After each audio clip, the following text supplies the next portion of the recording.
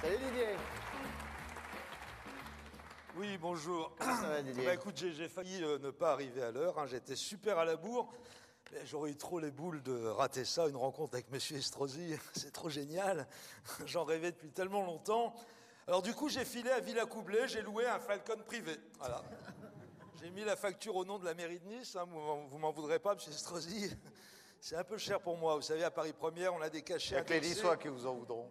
On a des cachets indexés sur le minimum vieillesse, pas le minimum vieillesse de Nice, mais celui de Béthune. Bref. Vous savez, mes chers collègues, qu'en tant qu'avocat du diable, je n'hésite pas à défendre l'indéfendable. Je suis un peu le Jacques Vergès de la revue de presse. Eh bien, ce soir, je vais me surpasser dans cet exercice ô combien ingrat. Je vais défendre le bilan du président Sarkozy, et ça, c'est pas de la pisse saladière, comme on dit par ici. Oui, je sais, je mets la barre très haut, mais je suis comme ça. Alors pourquoi serait-il plus ardu, ici qu'ailleurs, de prendre la défense du président sortant? Vous entends-je me questionner lancinamment? Oui. Eh bien, tout simplement parce qu'ici, tout le monde a voté pour lui en 2007. Comme vous ne l'ignorez pas, c'est dans la catégorie des plus de 60 ans que le sarkozysme puise l'essentiel de ses forces vives, si j'ose dire. Les jeunes ne peuvent pas le voir en peinture, mais les vieux le kiffent grave, ils le trouvent trop à bolos, quoi. Wesh. Vous me calculez les moribonds? Non, c'est pas grave. Aucune importance. Or, tout le monde sait par ailleurs que la population des Alpes-Maritimes, au milieu de laquelle mes chers confrères et moi-même sommes immergés ce soir, au risque de nous prendre un mauvais coup de canne ou de nous faire écraser le pied par un fauteuil roulant lancé à pleine vitesse, tout le monde sait donc que la population des Alpes-Maritimes est composée à 98% de personnes âgées et 2% de toiletteurs pour chiens. Le 06, allez-y. Allez-y. On n'est pas d'accord avec ce qu'il dit. Hein. Le 06, c'est un peu le département gériatrique de la République. Allez-y. Ignoble le personnage. Avec Menton dans le rôle de l'unité de soins palliatifs. Allez-y. Et Cannes à côté dans celui du pavillon des Alzheimer. Oui, à Cannes, ils ont tendance à oublier qu'ils sont devenus vieux. Bref, tout ça pour dire que dans la région... Tout ça pour dire que dans la région, Sarkozy fait des scores gabonais. Ici, même un caniche serait élu pourvu qu'il ait une étiquette de droite. À Nice, même les gens de gauche finissent de droite, demandez à Max Gallo. Et comme vous le savez, quand on est de droite, on aime l'ordre, les valeurs d'honnêteté, de droiture, de respect de la loi. On déteste les magouilleurs, les affairistes, les promoteurs plus ou moins véreux, ceux qui fricotent avec la pègre, les francs-maçons pas francs du tablier. C'est dire si on n'a aucune chance de faire carrière à Nice, si on n'est pas un politicien totalement irréprochable. Demandez à M. Jacques Perrat ou à M. Jacques Médecin, auprès de qui vous avez accompli vos premiers pas en politique, M. le maire, deux authentiques parangons de vertu républicaine. Il y en a un qui a terminé en cavale en Amérique du Sud et l'autre qui est retourné au Front National. Donc, comme je vous le disais en début de chronique, j'ai décidé de défendre le bilan de Sarkozy par empathie pour ses électeurs qui doivent se sentir sacrément floués.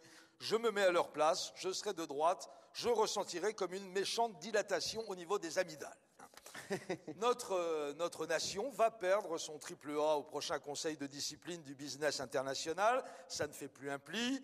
Au rythme où les taux d'intérêt vont grimper, les amis, vous allez regretter amèrement d'avoir été annexé par la France en 1860 plutôt que par le Portugal.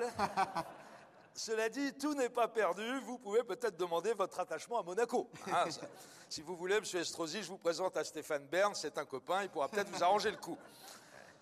Je sais ce que vous vous dites. 500 milliards d'augmentation de la dette publique en 5 ans. Il a fait très fort, notre président. C'est vrai que sur un plan strictement économique, ça paraît contestable, mais politiquement, c'est bien. C'est la preuve qu'il est aussi un peu socialiste, quelque part, notre Nicolas. Hein, c'est bien pour un président de la République de ne pas être sectaire. Non, et puis surtout, ce sont 500 milliards qu'on a empruntés pour faire des choses utiles. Mettre en place le bouclier fiscal, grâce auquel Johnny Hallyday a envisagé de revenir payer ses impôts en France. Bon, il est resté à Gstaad, mais ça lui a traversé l'esprit. C'est déjà pas mal. Il est rare que quelque chose arrive à traverser l'esprit de Johnny. La matière n'est pas spécialement conductrice. Un bouclier fiscal qui a également rapporté un peu plus de 100 millions d'euros en 3 ans à Madame Bettencourt. Bon, c'est quand même pas à Nice qu'on va reprocher à une personne âgée de vouloir se constituer un petit pécule en plus de ses revenus habituels. Ensuite, ça a servi à alléger l'impôt sur la fortune. Pourquoi croyez-vous que Bernard Mabille a aussi bonne mine, hein, et que Jacques Maillot est d'humeur aussi enjouée? Et puis surtout, ça a servi à financer la baisse de la TVA des restaurateurs de la part d'un type qui se nourrit exclusivement de pizzas et de chouquettes. C'est un geste qui confine à l'altruisme. Certes, les prix n'ont pas baissé d'un iota, mais quand on va au resto, on sait que le patron va voter UMP, ça fait chaud au cœur, et ça évite de laisser un pourboire.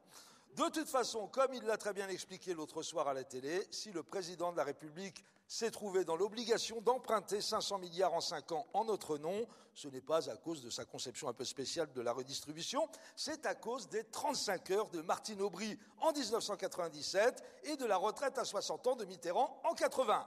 Mais bien sûr, et encore, il est sympa, notre président, il a eu la générosité de ne pas citer les premiers congés payés en 1936, l'interdiction du travail des enfants dans les mines de charbon, l'institution du droit de grève au début du siècle, l'abolition de l'esclavage pendant la Révolution et la création des premiers syndicats de gladiateurs par ce gauchiste de Spartacus. Si on perd notre triple A, ça sera de leur faute. Voilà.